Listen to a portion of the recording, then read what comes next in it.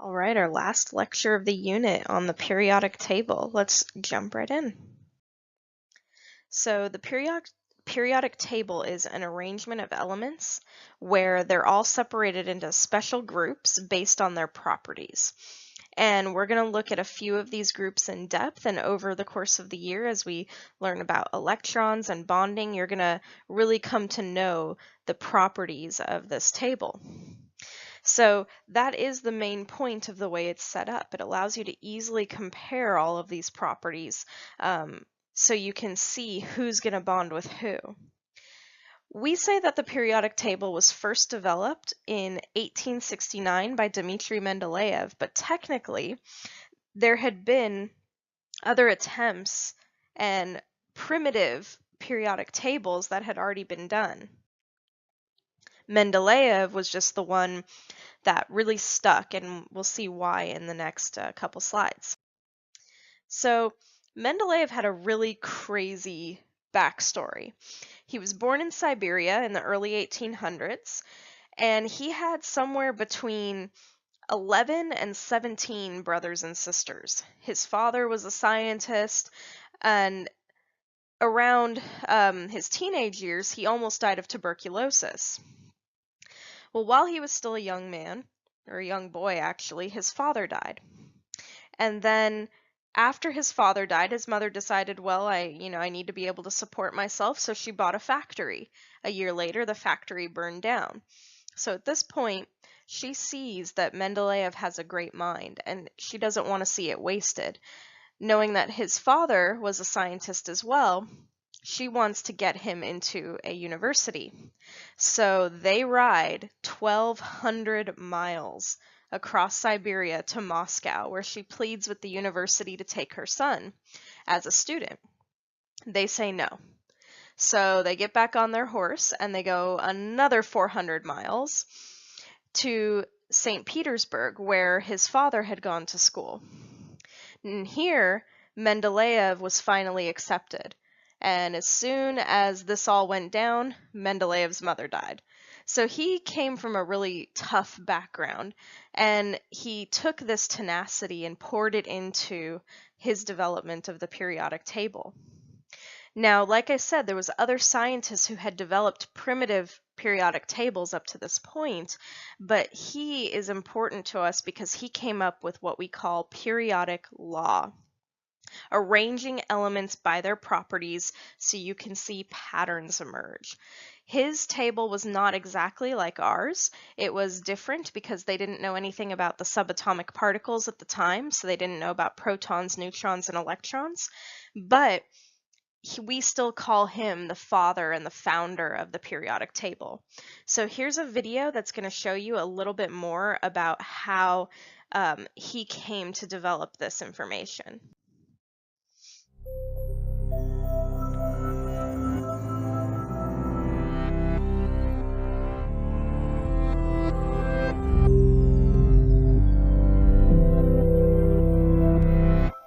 The periodic table is instantly recognizable. It's not just in every chemistry lab worldwide. It's found on t-shirts, coffee mugs, and shower curtains. But the periodic table isn't just another trendy icon. It's a massive slab of human genius, up there with the Taj Mahal, the Mona Lisa, and the ice cream sandwich. And the table's creator, Dmitry Mendeleev, is a bona fide Science Hall of Famer. But why? What's so great about him and his table? Is it because he made a comprehensive list of the known elements? Nah, you don't earn a spot in Science Valhalla just for making a list. Besides, Mendeleev was far from the first person to do that. Is it because Mendeleev arranged elements with similar properties together? Not really, that had already been done too. So what was Mendeleev's genius? Let's look at one of the first versions of the periodic table from around 1870. Here we see elements designated by their two-letter symbols arranged in a table. Check out the entry at the third column, fifth row. There's a dash there. From that unassuming placeholder springs the raw brilliance of Mendeleev. That dash is science. By putting that dash there, Dmitry was making a bold statement. He said, and I'm paraphrasing here, "Y'all haven't discovered this element yet. In the meantime, I'm going to give it a name. It's one step away from aluminum, so we'll call it Eka aluminum. Eka being Sanskrit for one. Nobody's found Eka aluminum yet, so we don't know anything about it, right? Wrong. Based on where it's located, I can tell you all about it. First of all, an atom of Eka aluminum has an atomic weight of 68, about 68 times heavier than a hydrogen atom. When Eka aluminum is isolated, you'll see it's a solid metal at room temperature. It's shiny, it conducts heat really well, it can be flattened into a sheet, stretched into a wire, but its melting point is low, like freakishly low. Oh, and a cubic centimeter of it will weigh 6 grams. Mendeleev could predict all of these things simply from where the blank spot was and his understanding of how the elements surrounding it behaved. A few years after this prediction, a French guy named Paul-Émile Lecoq de Bois-Baudran discovered a new element in ore samples and named it gallium after Gaul, the historical name for France. Gallium is one step away from aluminum on the periodic table. It's Eka aluminum. So were Mendeleev's predictions right? Gallium's atomic weight is 69.72. A cubic centimeter of it weighs 5.9 grams. It's a solid metal at room temperature, but it melts at a paltry 30 degrees Celsius, 85 degrees Fahrenheit. It melts in your mouth and in your hand. Not only did Mendeleev completely nail gallium, he predicted other elements that were unknown at the time: scandium, germanium, rhenium. The element he called Eka-manganese is now called technetium. Technetium is so rare it couldn't be isolated until it was synthesized in a cyclotron in 1937, almost 70 years after Dmitri predicted its existence, 30 years after he died. Dmitri died without a Nobel Prize in 1907, but he wound up receiving a much more exclusive honor. In 1955, scientists at UC Berkeley successfully created 17 atoms of a previously undiscovered element. This element filled an empty spot in the periodic table at number 101 and was officially named Mendelevium in 1963. There have been well over 800 Nobel Prize winners, but only 15 scientists have an element named after them. So the next time you stare at a periodic table, whether it's on the wall of a university classroom or on a $5 coffee mug, Dmitri Mendeleev, the architect of the periodic table, will be staring back.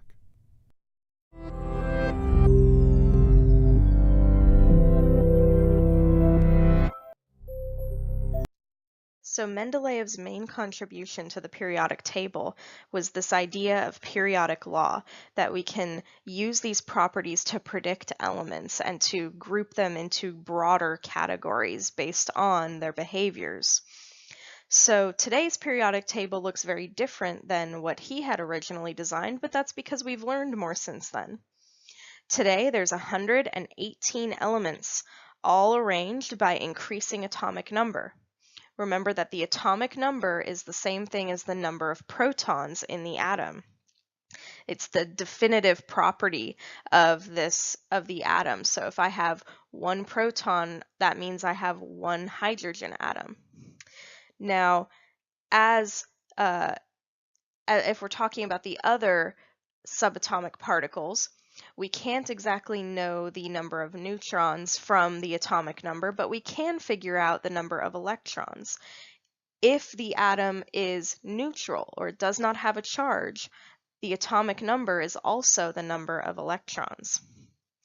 Now, with the periodic table, there's also 7 horizontal rows called periods, these ones here. And there's 18 vertical columns that we call groups. Sometimes you may hear them called families.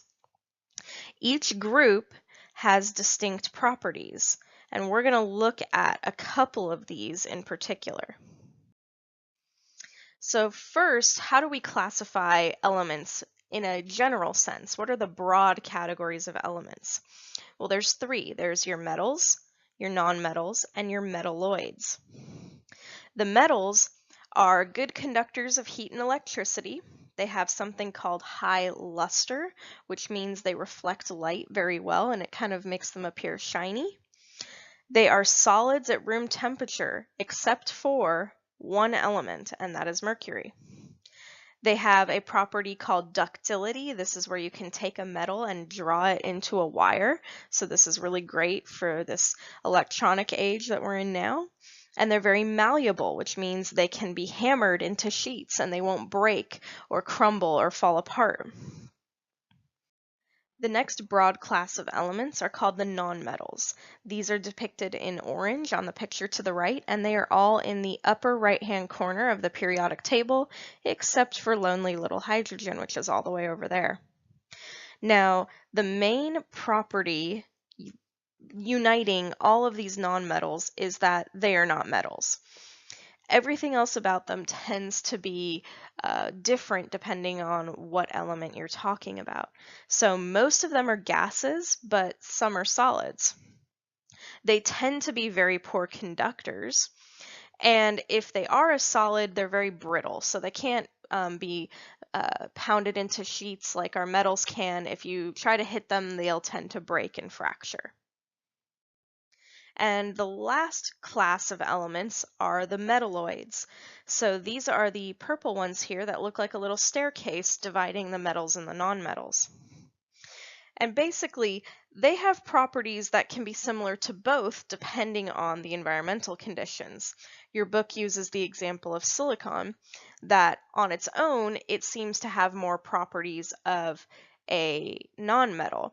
But when you mix it with boron, it all of a sudden starts to take on a lot more properties of a metal, and we use it in a lot of electronics today. So there's some classifications that we need to get into here. I said we were going to talk about a few of the main groups, so let's get started with those. The first two that we're talking about are the alkali metals, which are this group right here, 1A. They have things like lithium, sodium, potassium, and their defining characteristic is that they tend to lose an electron when bonding. We'll get into that a lot more in another unit, but for now, just know they like to lose an electron when they bond. The second group here, group 2A, with calcium, magnesium, etc., those are what we call our alkali earth metals, and they tend to lose 2 electrons when they bond. Both of these come from the Arabic word al-akali, which means the ashes, because they're commonly found when you burn wood and then analyze the ashes.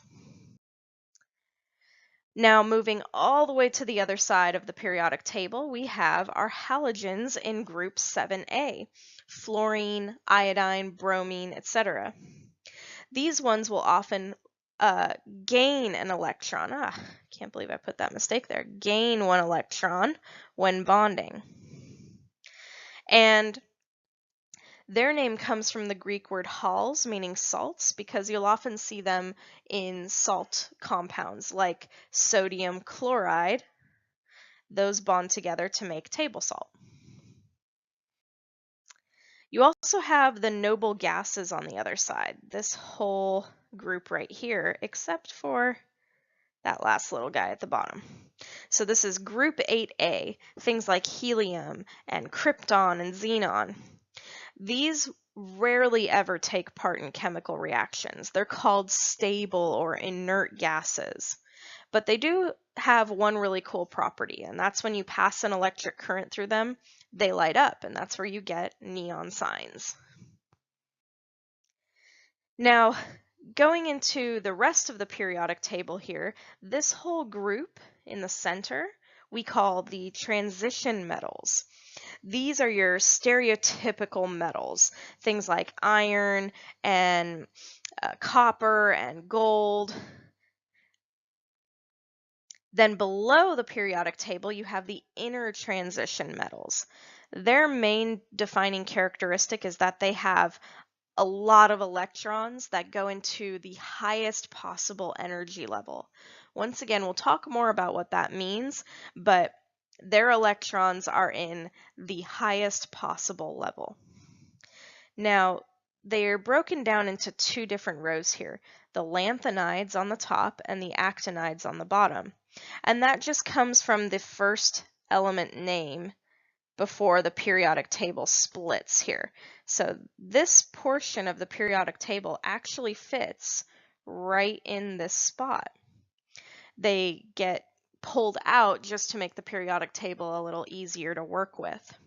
So the top row is the lanthanides based on the element lanthanum, and the bottom one are the actinides.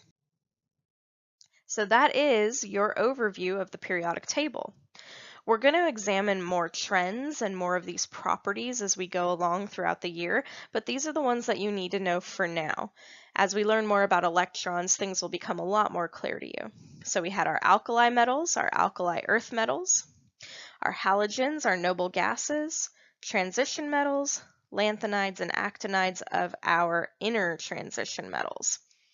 But then all of these can be broken down into our three main classes of elements: our nonmetals, our metals, and right in between there we have our metalloids. Now, I want to show you one more video just for some fun. And now, ASAP Science presents the elements of the periodic table. There's hydrogen and helium, then lithium, beryllium, boron, carbon everywhere, nitrogen all through the air with oxygen so you can breathe, and fluorine for your pretty teeth, neon to light up the sign, sodium for salty times, Magnesium, aluminium, silicon, phosphorus, then sulfur, chlorine, and argon, potassium, and calcium so you'll grow strong, scandium, titanium, vanadium, and chromium, and manganese. This is the periodic table, noble gas is stable, halogens and alkali react aggressively. Each period will see new outer shells while electrons are added, moving to the right. Iron is the 26th, then cobalt, nickel coins you get, copper, zinc, and gallium, germanium, and arsenic, selenium, and bromine film, while krypton helps light up your room, rubidium, and strontium, then yttrium, zirconium, niobium, molybdenum, technetium, ruthenium, rhodium, palladium, silverware, then cadmium and indium, tin cans, antimony, then tellurium, and iodine, and xenon, and then cesium, and barium is 56, and this is where the table splits, where lanthanides have just begun, lanthanum, cerium, and praseodymium. Neodymium's next to promethium, then 62, samarium, europium, gadolinium, and terbium, dysprosium, holmium, erbium, thulium, ytterbium, lutetium, hafnium, tantalum, tungsten, then we're on to rhenium, osmium, and iridium, platinum, gold to make you rich till you grow old, mercury to tell you when it's really cold, thallium, and lead, the bismuth for your tummy, polonium, astatine would not be yummy, radar, francium will last a little time, radium, then actinides at 89. This is the periodic table, noble gas is stable, halogens and alkali react aggressively. Each period will see new outer shells while electrons are to the right. Actinium, thorium, protactinium, uranium, neptunium, plutonium, americium, curium, berkelium, californium, isonium, fermium, and olevium, nobelium, lawrencium, rutherfordium, wm, sprigium, borium, hesium, meitnerium, dubsinium, rhenium, copernicium, nihonium, flerovium, moscovium, livermorium, tennessine, and organesson, and then we're done. All right, so that was our lecture on the periodic table. These are the highlights here. Make sure you do all of your vocab words and then the periodic table activity where you're going to be coloring and designing your own periodic table. All right, I'll see you guys later.